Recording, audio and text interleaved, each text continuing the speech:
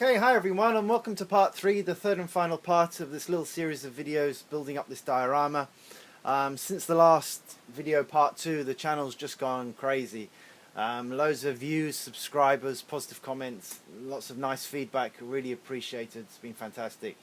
It gives me the impetus to try and improve my techniques, my methods, and get them onto the channel.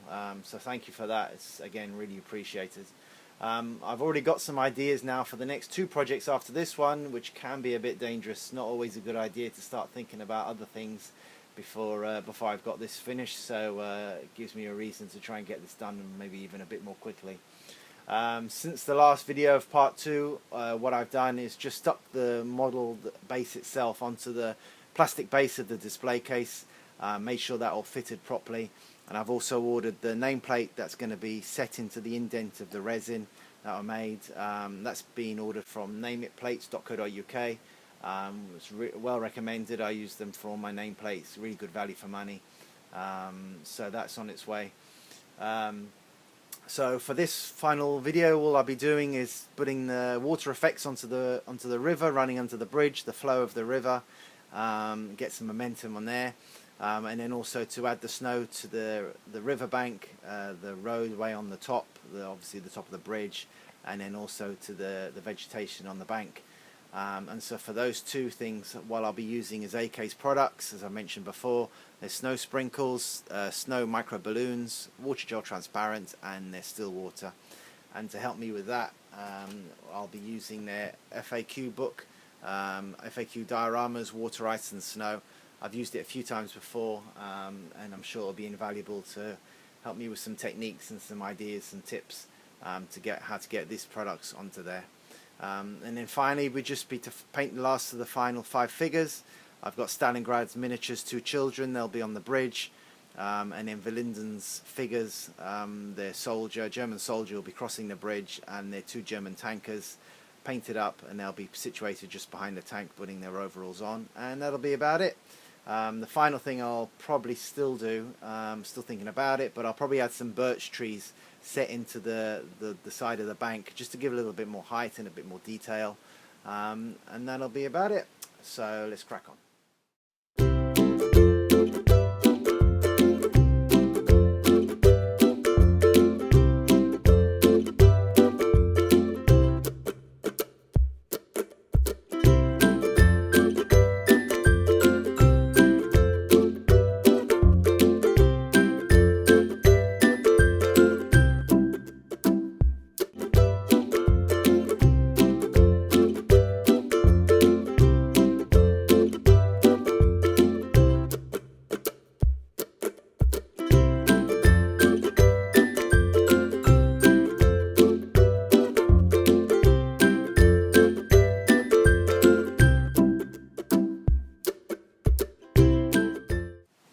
Okay, so now that's the figures pretty much done. Now it's time to start working on the water effects for the water flowing underneath the bridge, using AK's book as a reference. I'm starting off with their water gel transparent to get the flow of the water running under the bridge, and then using some of the micro balloons mixed in with the water to give some bubbles and some further effects around the edge.